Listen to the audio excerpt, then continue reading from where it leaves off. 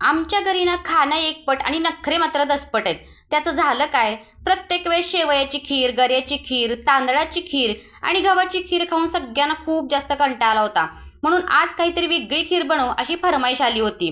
तसंही थंडीचे दिवस चालू होते, त्यामुळे मार्केटमध्ये गाजर यायला सुरुवात झाली होती. मग आज म्हणलं आपण ही गाजराची खीर बनवावी, म्हणून 2 गाजर स्वच्छ पाण्याने धुवून घेतले.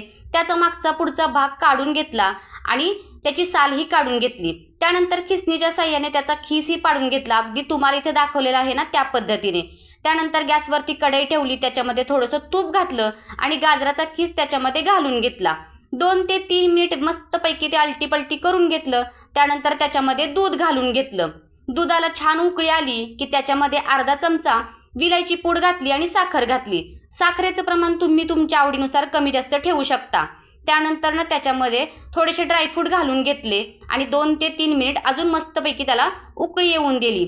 तर असा हा आजचा आमच्या जेवणातील मेनू आहे. गाजराची खीर तर अगदी चविष्ट बनली होती. तुम्ही पण या सीझनला नक्की करून बघा आणि जाता जाता छान छान कमेंट आणि सबस्क्राईब करायला अजिबात विसरू नका.